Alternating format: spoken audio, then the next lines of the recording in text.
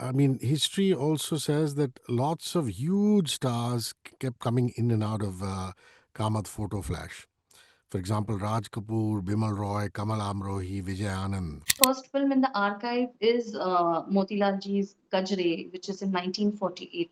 So we have all the record from 1948. When we were trying to sit and curate the exhibition, we were deciding on what pictures to use and what not to use. I mean, there were so many pictures and all are so interesting. Welcome to this week at the NCPA spectacular photographic exhibition called Timeless Frames, a photographic journey through Indian cinema, is on view from the 20th to the 28th of September at the Dilip Piramal Art Gallery. Entry is absolutely free, so we urge you to go. Also, because this is a once in a lifetime showcase, it's a showcase of rare and expansive photographs, the archive of Kamat Foto Flash, a studio that chronicles 6 decades of Indian cinema. And with me is Neha Kamat, the third generation custodian of the photo studio. Hi, Neha, thank you very much for joining us. How are you? Hi, I am good. Thank you so much for having me here. It is a pleasure to be on this board. I want to start with the history of the studio. I believe it was set up in 1945 by Damodar Kamat ji, who is your grandfather. Talk to me about those early days, how setting up the studio came about. So basically, my family, my grandfather hailed from Belgaum, and that is where his journey started. He was very much inclined towards the art right from, I think, his childhood. So from Belgaum, he thought about getting educated in photography back in 40s somewhere. And I think Kolhapur was the hub of photography in the beginning. So from Belgaum, he thought that I should go to Kolhapur and get some knowledge, some technical knowledge about the tricks and trades of photography, learn something about it, and that is how he came to Kolhapur. He was staying there with a photographer, very renowned photographer in Kolhapur, Mr. Samant, and there he, couple of years he was doing some signboard painting, some odd jobs, and of course assisting him in his lab. So like many stories go, I think a lot of back then people never used to share their tricks and trades, and how they used to add chemicals and all that. So when the actual time of mixing the chemicals, the photographer used to tell my grandfather, like, just बाहर जाओ चाय लेके आओ ये साफ करो वो साफ करो. So that is how it was like, I think it was the secrets of the gurus that time. So I mean, still, I mean, he thought, whatever he could, take it from him, he took it, and eventually, after 3 4 years, he thought that, okay, now I need to move on to a place where actually film making had started. So that is how he came to Bombay back then. So somewhere in 1940s, he came to Bombay, and he started working with Bombay talkies as a salaried person. And again, over there for some years, he worked with a lot of actors, of course. And he thought that maybe, I can expand and explore many other genres apart from just, sticking to one company. And that is how he thought of coming up with a company in 1945 called Kamat Foto Flash. So that was just Fascinating. the story. Now, there is a tightly framed close up of Guru Dutt, and this accompanied the masterpiece Pyasa. And apparently, it was used in Pyasa on hoardings, posters, lobby cards, and this was not shot or filmed on a film set, but actually at Kamat Photo Flash. And I believe it's one of your personal favorite pictures, and it will be on display at the Dilip Piramal Art Gallery. Talk to me about this picture of Guru Dutt. So, basically, my grandfather shared a very nice personal relation also with Mr. Gurudat, and they were very close friends apart from being colleagues. So, like all his films were done by him personally, and he used to be on the sets. So, again, back then, photography was a very different, a costly affair and everything. So the cameras, like you must have seen, they were very huge cameras. So not all the time the photographer used to manage to go on the sets to take the pictures. So some of the shots which were decided and evaluated. So some actors also used to come to the studio. So when you see this picture, you have that feeling that it is, a still from the scene, from the film. It is, but it is shot in our studio. So that's a very unique thing, to make it feel like a library, a film set. And I think that was the creative part of that photograph. So the albums that we had, the registers that we had in our offices were kept to make it a look of books, and an ashtray is kept in front of it to give it a glass feeling, the table that, and that he's writing. So that was, I think, how the work was done then. So that is why I think that makes one of my favorite picture, because it is a film still, but not shot on the sets. It was shot in a small ground floor space at Mahalakshmi's famous studios, which was Yes. then home to Kamat Foto Flash. Yes. The earliest photo apparently is actually something that was shot even uh, perhaps almost 9 or 10 years before that. The Guru Dutt photo is 1957, round about that time. The earliest photo in your repository is a portrait of Motilal Ji from a 1948 film called Gajre. Of course, Motilal Ji is also known for playing Chunni Babu in Bimal Roy's Devdas, which is a 1955 motion picture. So, talk to me about that. Talk to me about uh, how those days Kamat Photo Flash was only doing black and white, but then you shifted to Eastman color and then full fledged color photography in the 70s. Yes, I mean we started with black and white because it was an era of black and white films, and color photography came in much later, and eventually for the still camera it came around, I think, in the 60s. So the first, of course, the first film in the archive is Motilal Ji's Gajre, which is in 1948. So we have all the record from 1948. So some couple of years here and there we have no record of all the images, but from 1948 till the digital era came in, we have all the negatives and all the films that we have to our credits. The color photography, of course, for us started in 1964 from the film Sangam, Mr. Raj Kapoor's Sangam. So that is the first color photography in our archive, from when we started the color photography. So before that, for the publicity or for to publicly give the pictures, or in the theaters to come up with the next upcoming films, there used to be a thing called hand colored photography.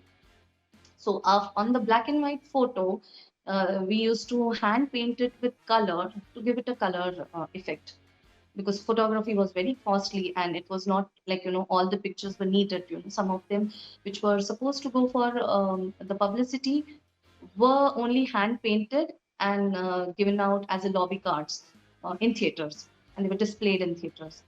So that is how it was, but actual color photography started from Sangam. I believe you have some very striking photographs of Meena Kumari ji. Meena Kumari ji from a 1964 film called Benazir, another one from Kohinoor, and even something very natural, a picture from Phool Aur Patthar in 1966 with a faint gleam of glycerine still visible under her eyes. Talk about how perhaps Kamat Photo Flash could have been Meena Kumari ji's favorite studio. Yes, again, I mean, he was, my grandfather was Meena Kumari's favorite photographer. Most of the stills, from Said Bibi or Gulam and Pakiza and, Phular Patthar were taken by him. A lot of pictures. Personally, he used to go and take her pictures on set, off set, and everything. So, speaking about this particular picture from Fular Patthar, if you see that picture again, there's a story, like many stories go, like people see it as a picture, and that picture was actually a part of the publicity still, it went on to the posters and everything. So basically, after the shot was cut on the set, Meena ji maybe was still in that mood, in that character, in that zone, and she just was sitting there, and she had just rested her chin on the back of the chair, and that is when the lightings were changing. One of the light eventually came and fell on her open hair, and it was giving a very different, very stunning picture. And my grandfather just thought of that, this has to be captured, and that is when it was just captured. It was actually not a part of the scene, actually not part of the film. It was just taken, but it went on to become a publicity still for the film. I mean, history also says that lots of huge stars kept coming in and out of Kamat Photo Flash. For example, Raj Kapoor, Bimal Roy, Kamal Amrohi, Vijay Anand. But there's a wonderful picture of Dev Anand, the color picture, sitting at the drums and, just about to play the drums. I believe that was an original picture for Teesri Manzil because Devanand was originally cast in Teesri Manzil, and of course, eventually the part went to Shami Kapoor. Talk about that. So, of course, Teesri Manzil was planned, and the film was supposed to uh, go on floor in couple of months. And as I think the film ritual or film patterns or the practices happened, a photo shoot was done. So, a photo shoot of Dev Saab with the drum set, with his fingers like pointing as a three, because it was Teesri Manzil, the title was all decided and everything. So that photo shoot was properly done for Dev Saab, specifically just to check the look and the feel of how Rocky is going to be looking in the film. So, of course, and apparently after some months, there was some problem, and Dev Saab had to opt out of the film. And Mr. Shammi Kapoor was uh, replaced in this thing. So basically, I think Mr. Shami Kapoor also called up Mr. Devsap that, if you are okay, then I will go ahead and be a part of this film. So he was also very kind enough to not let that personal conflict get into the professional relationships. And though, the film was directed by his brother, he very willingly told Mr. Shami Kapoor to be part of this film. And I think, yes, that is why, I mean, Teesri Manzil would have been very different if Mr. Desa would have been there in film. But of course, as all film has their own destinies and their own actors in it, eventually it was Shammi Kapoor who was there in it. And I think that film made him a superstar. Archiving, cataloging, and upkeeping of the collection is not easy. Also, because you have a day job now, you're also a costume designer, you're a line producer. What are you doing with the negatives? I know that they're very, very fragile. I believe your father is also involved in the upkeep of the negatives. So, how are you handling that?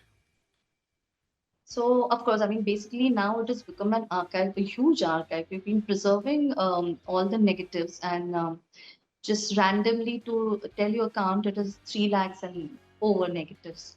So, of course, restoration, digitalization is a part of it now because we're trying to make it into a positive and preserve the negatives because, the negative has their lifespan. I mean, we are very, very lucky to be still preserving the 1948, the Guru Dutt, the Gajre image that you told me about. The negative still exists, and I would say that if things go well, I mean, I would want people to have a look at the negative, which I might, just out of that, I would display it over there at the exhibition. So you know that what size of negative it is. It is actually a 6 by 8 size negative. And starting from that size, we have all the different sizes, still the 35 mm, which was the last negative which existed till the digital era started. So restoration, of course, I mean, we are digitalizing all the older ones, restoring all the older negatives. And it is, of course, a time-taking job because each negative takes up to half an hour, 1 hour to scan, and then maybe, give it a final touching, like the color correction or the contrast and the brightness. And my father being the dark room person, since he's handled the dark room also, so he's the best to do that work. So he's been doing it. Of course, I've been helping him back end with all the categorizing and everything, and that's how we keep on doing it. Though this our speed is like very slow because we don't give it to handle it to anybody, because since the negatives are fragile and very carefully handled. But that's how, I mean, we have been doing the process of uh, restoration now. So now it's all going into a hard drive, Okay. but the negatives are still intact, and we intend to keep it as much as we can. I believe there are certain facts, like, for example, how the Prince of Nepal visited Dev Anand's Hare Rama Hare Krishna set, um, which you would never know if not for still photography there and, you people having that photograph. So, talk about these hidden moments. There was no social media then, so we were all dependent on just these photographs. Yes, I mean, apart from the film still, there was this category of working stills. So working stills included, an interaction on set with the directors, with the actors, and with the technicians. So I think that is the only medium where we can come to know who the technicians were. Apart from the selected few directors who were actors, whom we knew, who we have seen in the films also. But some of the directors who have maybe done a very very successful film, but maybe just one picture and we don't know his face. So this is the photograph that help us to identify such people behind the camera also, apart from the ones who are there in front of the camera. So of course it is quite interesting to sometime, when we are just trying to go through all the classics and just find out the working stills, you come up with really rare pictures of somebody who's turning up on the sets, like how you said, Prince of Nepal was there on the sets of Hare Ram, Hare Krishna. Then we have a picture of Dev Saab with Dilip Kumar and Pandit Jawaharlal Nehru. So it is, I mean, way out of the box that we try to get such pictures, in hand. Then we come to know, okay, ये भी set पे आए थे, ये भी आए थे, इस film में ये थे. So very very interesting pictures you come across. So I think that was the magic of the working stills. Lovely. Timeless Frames, a photographic journey through Indian cinema, will be on view from the 20th to the 28th of September at the Dilip Piramal Art Gallery. I'm talking to Neha Kamat from Kamat Foto Flash. In the modern era, I know that you people are still active. You did Sridevi's mom a few years ago. Can we see some pictures from a slightly more modern era since you're starting from the late 40s? What can we expect? So I think we have, come up till the 80s because it's a very huge archive, and I think when we were trying to sit and curate the exhibition, we were deciding on what pictures to use and what not to use. I mean, there were so many pictures, and all are so interesting. So it was very difficult for us to, just come down to like somewhere around 50 pictures that, okay, these are the 50 that we are starting off with. So, starting from 1948 till somewhere in the 70s, 80s. So 80s, we are not going beyond 80s. We might come up with that sometime later, but yes, from the 90s, the 30 years of the journey of the Indian cinema is what we are going to showcase, right from the black and white to the Eastman color and the Technicolor, how the photography evolved and transformed throughout the years. So from 48 to 80s is the era that, as of now in this exhibition, we have. I mean, you can say we have restricted ourselves. Okay, we are not going beyond because then there'll be innumerable number of images that we'll have to come up with. All right. Now, I know that Damodarji passed in 1967, and since then, your father and you have shouldered these responsibilities. But I believe two of his colleagues, Kamlakar S. Wagh and Shantaram Samant, really are two people who we need to salute because without them, this legacy could not have been carried on.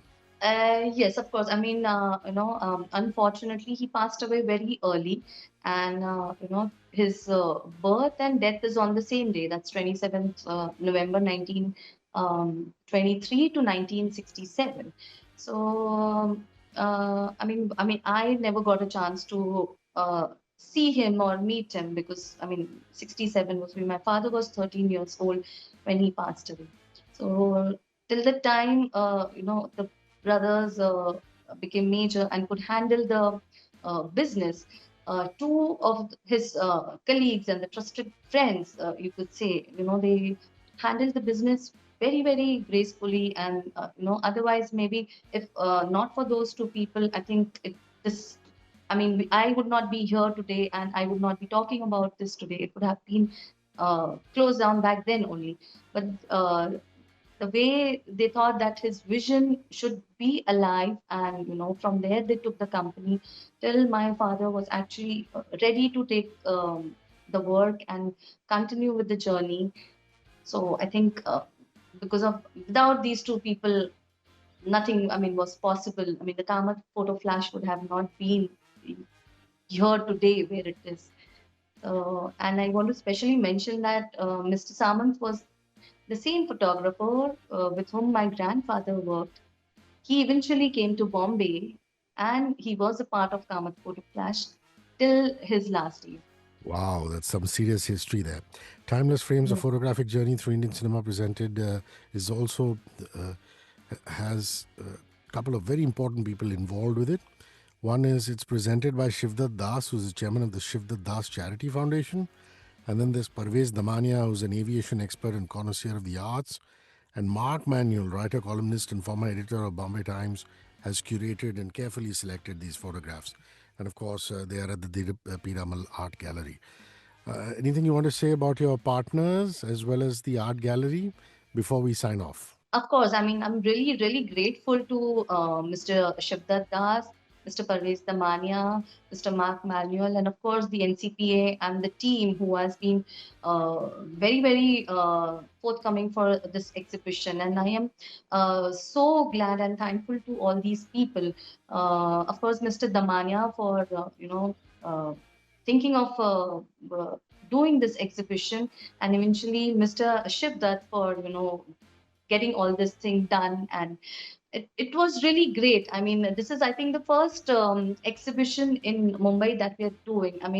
Doing the exhibition. I had done the exhibition some years back in Manchester, but ultimately, I think your hometown, your workplace is where you need to, unless and until you're not recognized here, I think you're not recognized anywhere else.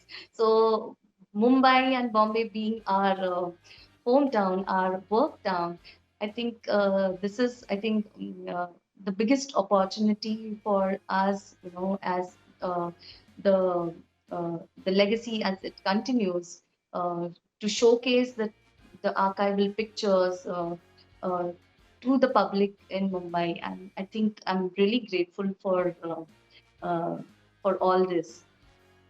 Neha Kamat, thank you so much for your time. Really appreciate it and hope to see you soon. Bye bye. Bye. Thank you so much. 94.3 Radio 1.